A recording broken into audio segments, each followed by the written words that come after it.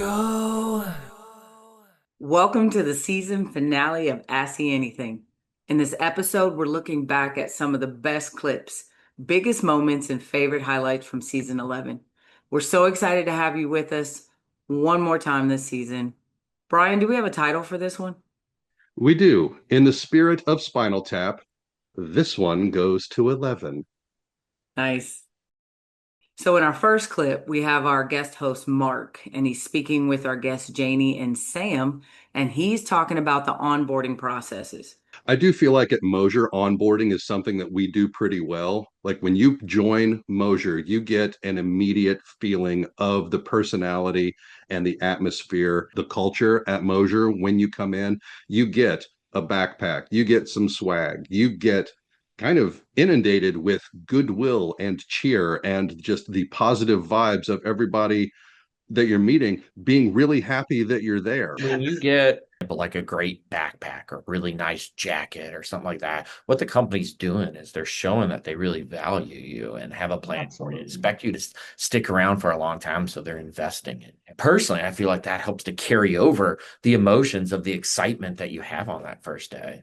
So, like, those are great things to take into account from an employee perspective. And it doesn't have to be extensive. It just has to be clear and start small, right? I mean, make sure you have these things set up that that person can feel confident and then grow from there. They talk about like the metaphor, like, oh, it's like drinking from a fire hose. And that's a really cute metaphor, unless you're the person in front of the fire hose. Then it's panic inducing, and you're like, oh my, like, I am going to drown. Exactly. If you don't really have a mature onboarding process and therefore there are kind of holes or gaps in it, people will instinctively create them, especially people who need that process, that step by step. They'll create one for themselves. Thus, you're going to end up with, 150 different processes right out the door. So, in this next episode, Moser Consulting did a Red Hat Advantage webinar, and it was basically where our resident expert, Tom McGinnis, started talking about Kubernetes. Now, mind you, prior to this, I had no idea what a Kubernetes was. Yeah, and this episode was also a favorite of mine just because I love it when our technical people get super technical and they Yep. just get to flex a little bit and they're like, oh, this thing that I know a lot about. Yeah, the thing that's over there. Or did you mean the thing that's over there? Mm. I don't think you get to modern scalability without containers being in the mix. When virtualization came along and you could do VMs, it was a multiplying factor with instead of one dedicated box that handled a bunch of services, you could take the hardware at that time, dice it up, but inside of that box, you had it running a hypervisor that provided multiple servers. Well, that's a multiplier, but containers, Kubernetes, Docker, Podman, they're an exponential factor where you could get, a multiple out of one piece of hardware with that same piece of hardware configured for Kubernetes or OpenShift host, whether it's bare metal or heck, you can even do it inside of VMware or some other hypervisor. You can take that one machine and now it is exponentially more useful to an organization. Okay, so in our next clip, we've got John Cavanis, who is a director in our core technologies group. He's reading a comment submitted by a client of Moser about how easy it is to work with our M365 solutions reselling services, and how Moser doesn't just look for what's easiest for us to do, but for a solution that is going to meet their needs and meet the challenges that they have the best. Our partnership with Moser is a true partnership. It's not just transactional. Moser puts our operational needs first and foremost, adjusts to best suit our needs, and not just what is easy for them to accomplish. Throughout the project, everyone on the team was intentional, honest, collaborative. If they couldn't answer a question, they'd get the person to the right place to get the right answer, and never left anyone feeling like a burden. And ultimately, that's why they've agreed to commit to a multi-year partnership with us instead of a 1 year after a 1 year. In this next episode, we have Mark Brickley and Natalie Fischescher, who are two of our directors in application development. In this episode, they're discussing COTS versus custom applications. So it's important to remember that when you're looking for custom app development, that a custom app might not be the right solution for you. And a lot of customers appreciate that Moser will present the case. We can spend this amount of time, this amount of effort, which will cost this amount of money. Or here is an existing product that we can use and it'll cost this much. And then it's up to the customer or the client to make a determination of which way they want to proceed. And we will support them in either case. Everything you do in business, it really comes down to money in the end. Maybe it's lowering your expenses. Sometimes it's generating more revenue, but there's always a financial motivation to this type of discussion. Those financial discussions usually start with something called opportunity cost. That is the how much more revenue can you make? It's the number of what's the expense can you actually save? For app dev projects, I usually like to know this as a monthly value because that's usually how our projects are. Like we estimate in certain numbers a month. So that's the unit of math that you want. Once you have that opportunity cost, then we can evaluate the different design solutions based on how much of that opportunity they can capture. One of the things that I like to do from a problem solving standpoint is ideate lots of different solutions because there might be 10 different solutions to that one problem you have. And we want to help you pick the one that's the best solution, not just the one we first thought of. Several months ago, a client wanted us to build a custom app because their competitors had something similar. When I reviewed the competitor site, I noticed it was hosted on a subdomain, which light bulb suggested to me that it was a third-party platform. And after doing a little research, I found they were using a SaaS solution that was way more cost-effective. So when we presented our custom build estimate, I also showed them the third-party option and explained that it would take 10 to 15 years to justify the custom build from a financial standpoint. They did end up going with the off-the-shelf solution, and I think it was the right decision.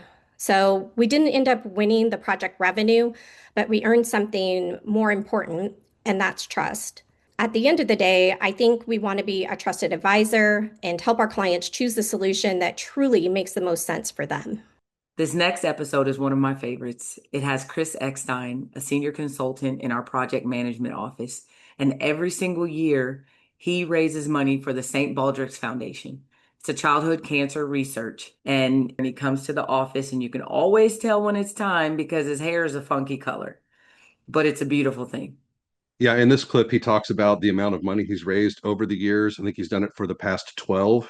He's raised over $30,000, and that's an amazing effort. That's really good work that he's been doing. And there's some of us at the office, yours included, not the beard stays. But next year, when it's head shaving season, there will be a couple of us at Moser that are joining him in his efforts in late 2026. I'm 6'4", I'm a bigger guy with colored hair and bald and a weird beard, for 2 or 3 weeks a year. So I think I've looked up, I've raised close to $30,000 in 12 years. There is no St. Baldrick. It's shaving your head bald, and they have their first event on St. Patrick's Day.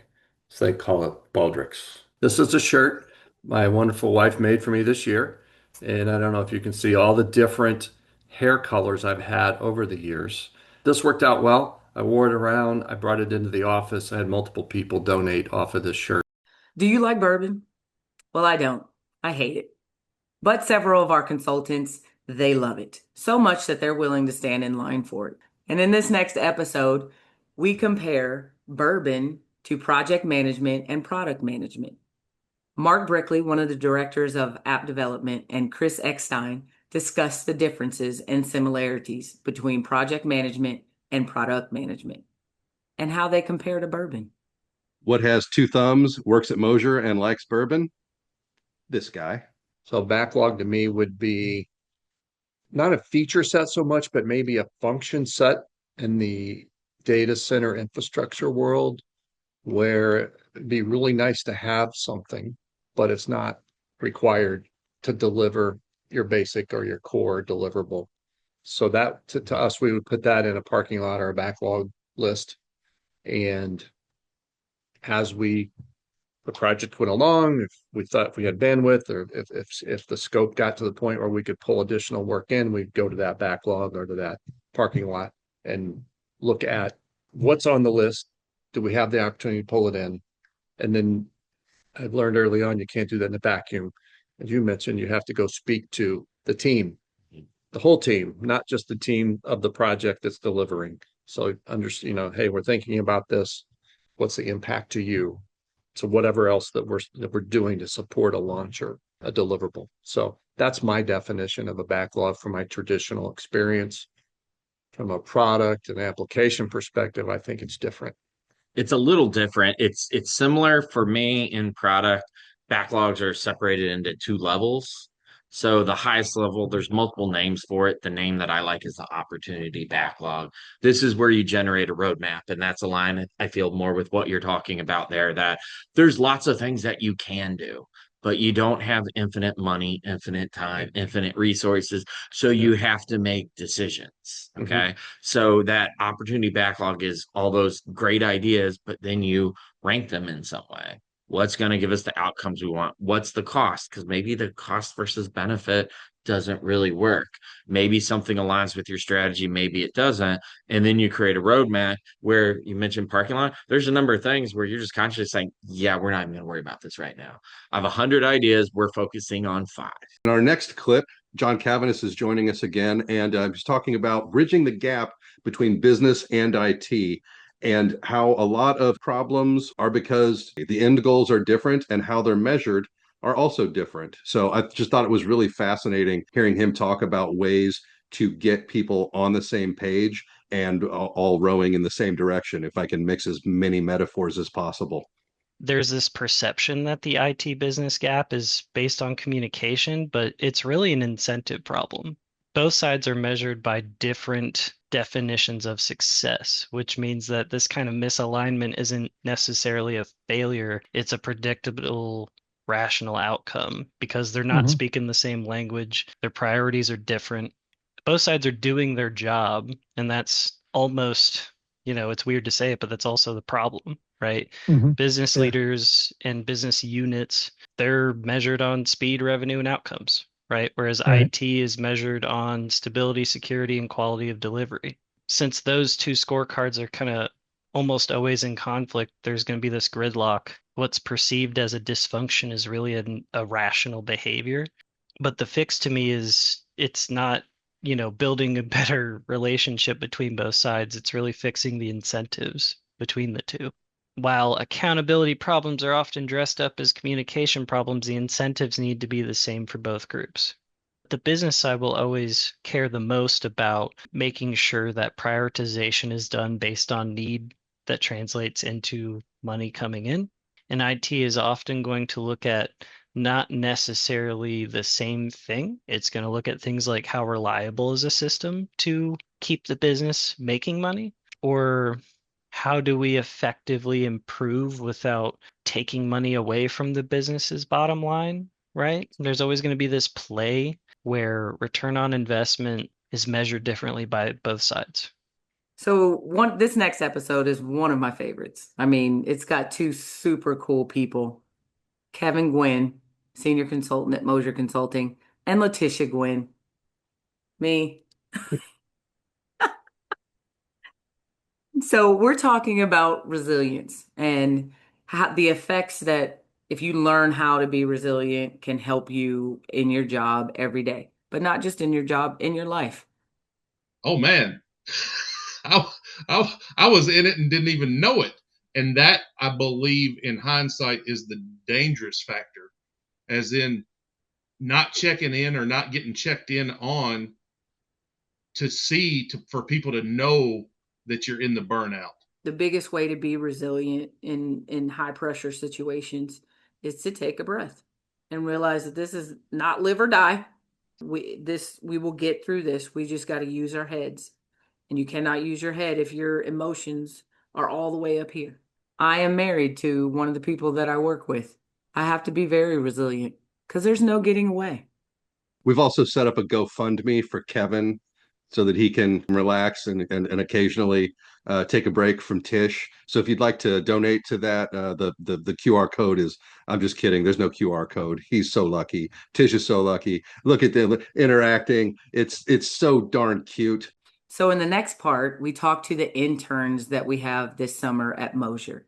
Two of them are marketing interns, Sophia Wolfgang and Will Spink, and the other two are data intelligence interns, April Vasquez and Lauren Tolley.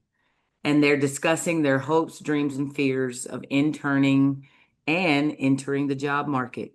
I feel like sometimes you have like the most week of success of like this one right, and then it's like yes, and then the next week it's like no, and it's like Yeah. it has to balance out. It will balance out. It will Right. balance out. And the truth of that is if you can keep that mindset throughout your entire career, that will bode very well for you because that's life. You really just have to roll with the punches of life and you have to take the good with the bad, but be able to outweigh the good with the bad. Well, what was your first impression when you walked in? I liked how like friendly everyone is. I feel like you guys are very organized and definitely a company that's like you are introduced to everyone. You feel very welcome. You feel part of the company. And I just like that. Yeah, I'll second that. I am very aware of like social dynamics. And so when people don't necessarily want to interact with an intern, I can gauge that, but I've not experienced that at all here. It's very much people are interested in you as a person and what you're doing and what you're hoping to accomplish here at Moser. And I've really appreciated that. I was really impressed with how you guys really embody your values. You have this list of values like servant leadership and like community service and orientation towards that. And I was really impressed how it appeared that you really live up to those values. You don't just state them, you live them. All right. And then finally, as a surprise treat for Tish and all of our viewers, I often prep people when we're starting saying like, hey, you know what? I edit these. So if you are in the middle of a point and your brain train jumps the tracks, you forget what words are and what they do. It's not a problem. We can just redo it. And we do. But then I also save the clips. So enjoy some of our more noble efforts, I guess. Go. Hey, that maybe the editor will pick whichever one he prefers. Oh, I doubt it. He's such a jerk. I would suggest that when Wonder Woman dresses up for Halloween, she dresses up as Janie. Interpretive dance. Yes. Brian, broken, flourished. Tell me, Kevin, how do you feel? With my fingertips. Could you sum up your TX team experience in one short sentence? No. A short sentence? No. Welcome to ASCII Anything. A Moser. Chris, I'm excited. Chris, I'm excited that kind of generosity and community support is what makes. That was rough. With Chris Eckstein, one of my favorite people at Moser. Hey. Eckstein. Eckstein. Did I do it wrong? You did. Let's do this again. It's called either a satiate. Oh my God. Yeah. Blooper reel. Yep. Hello, future me. I hope you've learned to talk by now. What'd you say? I said it may take 18 years. Is that how long we've been married? Somewhere around there. I'm close.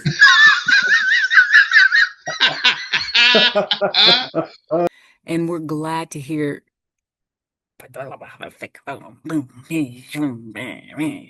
What a difference you've made in my life. I should have recorded you watching the bloopers and I didn't. I'm so aggravated right now.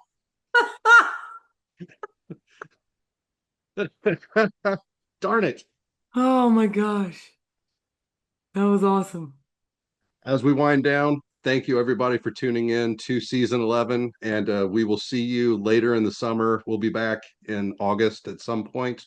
So thanks once again for tuning in. We'll see you real soon for season 12. Adios.